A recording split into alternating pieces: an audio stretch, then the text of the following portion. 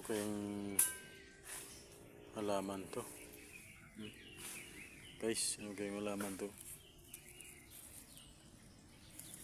Ano, dalawa. Yung puno niyo. Ayun. Ayun siya, nakatayo. Ito, tumba. Dito kami ngayon sa bundok. Nangunguha ng kahoy.